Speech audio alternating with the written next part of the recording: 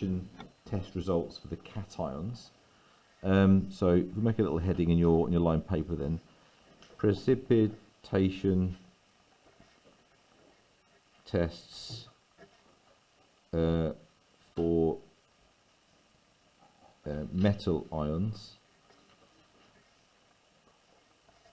which we also call cations.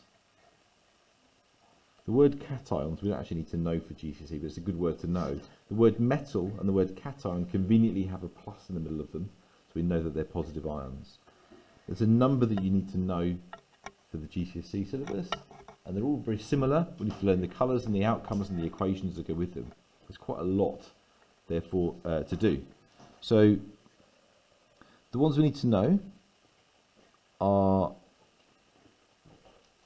calcium. So some of them are the same as the flame test, some of them are different. Copper 2+,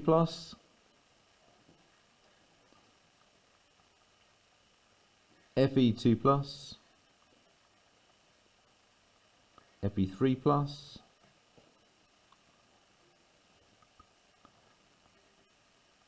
aluminium 3+, and I know I didn't get you to do this one in the end today, but Mg2+, I think that's all of them. For Bristol, I'll check in a second. Right, so now these metal ions are, when you use them, they're solutions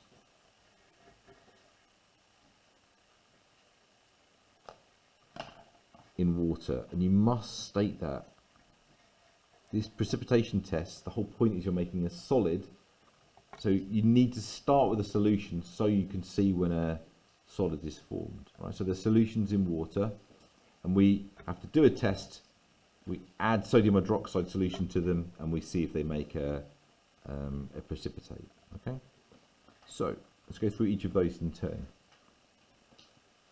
I'm going to start off by just writing the colour of the precipitate over there.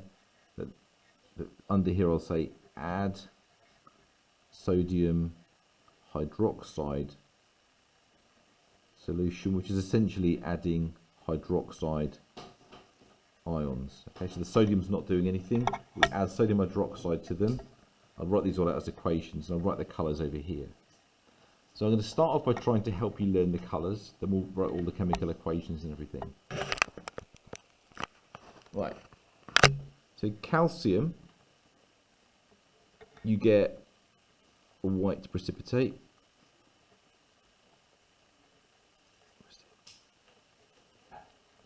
And the way that I help people remember that it's a white precipitate is that we remember that calcium, we find, if you think of calcium, most people think of teeth and bones, right? And milk, all of which are white. So a little reminder there, a little way of remembering it. You think about your teeth. You know that you need milk for good teeth and that kind of stuff. So associate, so put the reminder about teeth and bones being white, or milk being white there. And it's no coincidence that it's white, because we learnt in one of the earlier topics that transition metal compounds are all coloured. Calcium is not a transition metal. It's not in that central block of the periodic table. So it's not surprising then that it's got a white colour-free precipitate, all right? But it also, we remember from the teeth and the milk. It's no coincidence that they're white. The copper is a blue precipitate.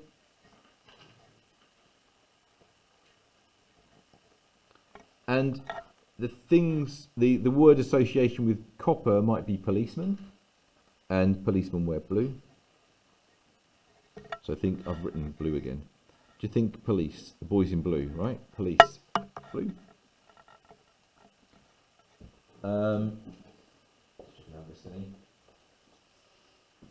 The next one is iron 2, which gives you a green precipitate. Did you find it was green? Precipitate. Yeah. Did you find it was green? I thought it was black.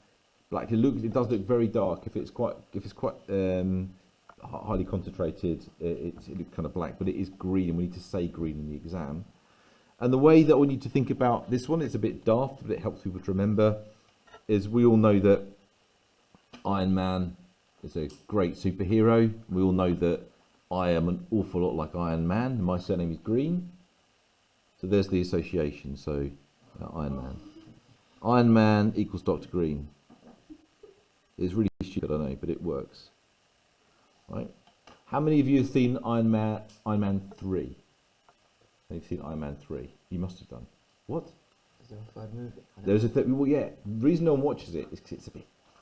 It's. I can't say it because I'm recording it, but it's a bit pooey, right? It's not really good. What colour's poo? Brown. Brown, right? And that's the colour of 3.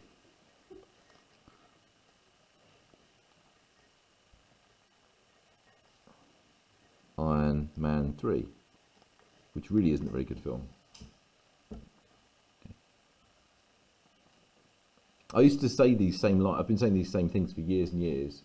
Before I even watched the film, I just assumed it was rubbish because it was the third one. Because third films are usually rubbish. It turns out it was. Aluminium. This is the weird one. We have to remember aluminium. There's no great way of remembering it. But white precipitate. Again, it's not a transition metal, so it's a clue.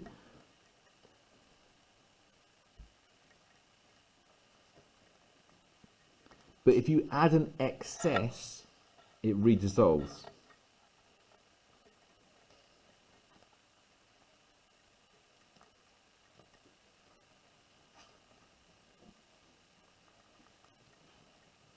Hopefully you've written yours out a bit neater than this. I'm sorry mine's squeezed into such a tiny space. It's a bit blurred as well, isn't it? Aluminium, a white precipitate which redissolves an excess. And magnesium, again, not a transition metal. So what colour do you think it was going to be then?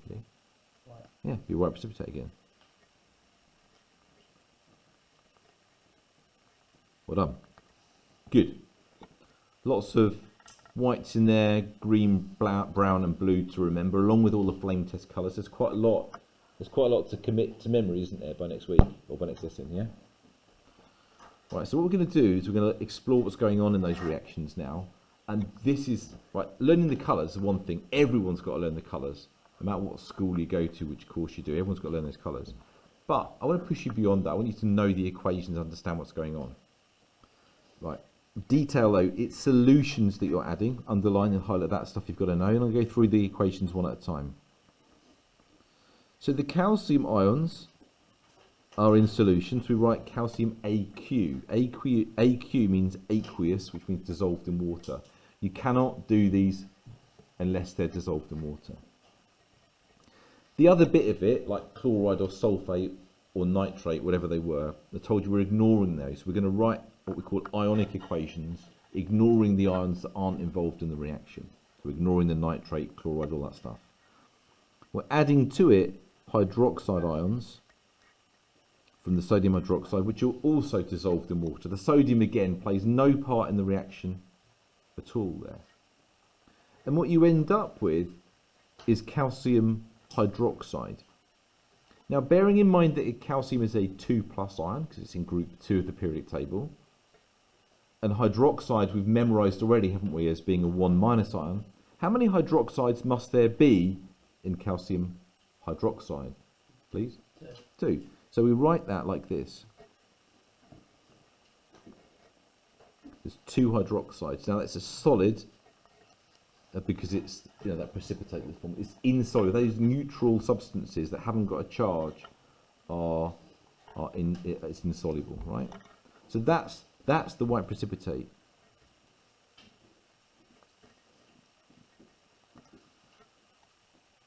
I'm going to do magnesium next because I want you to think about how you differentiate them.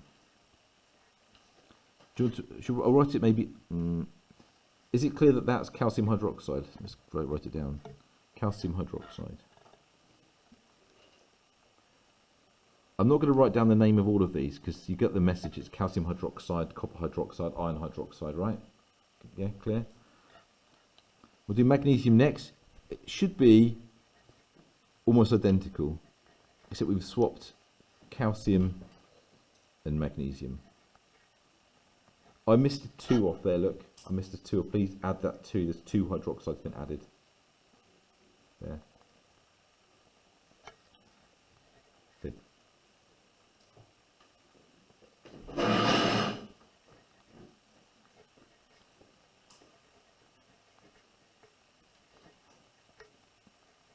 Exactly the same idea. Also white precipitate. This time it's magnesium hydroxide. You having fun there?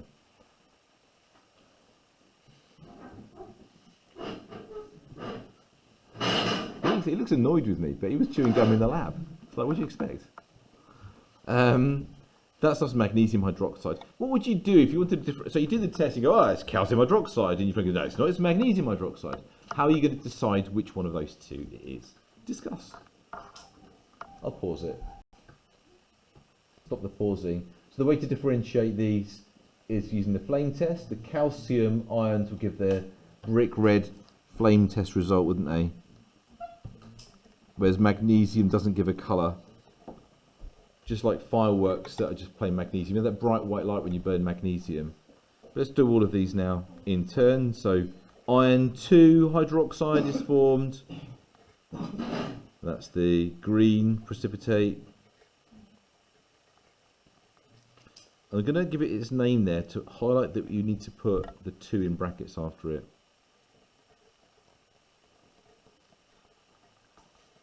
Here's where it gets a tiny bit different though. How many hydroxide ions are going to be required to make iron 3 hydroxide, would you say? 3, 2, 1? Well, it's pretty easy, isn't it?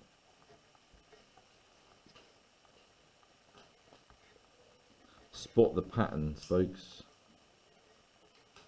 We call this iron 3 hydroxide. What colour is it? Brown.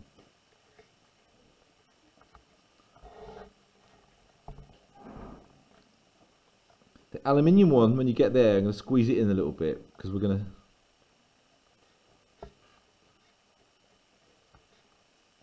write a bit more.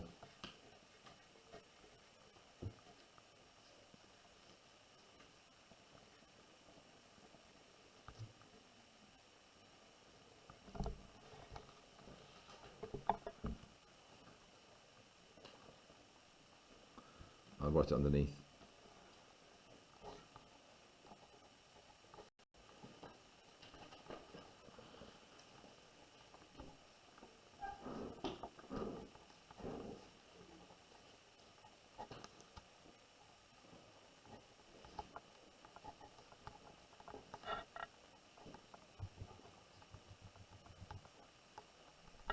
I don't think in the AQA course I've ever seen this be asked as a question, this equation, but this is the substance that when you add excess hydroxide to aluminium hydroxide, you get this thing, which is a minus ion, and that thing is the thing that redissolves in solution. Because it's charged, it dissolves much more easily in water, and you end up forming that.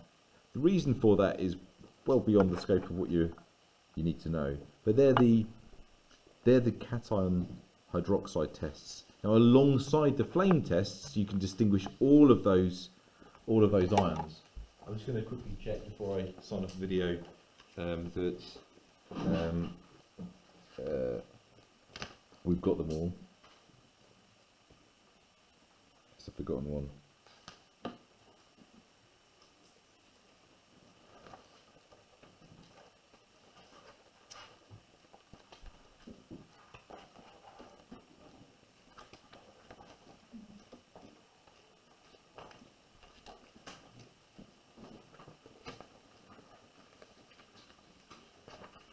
Right.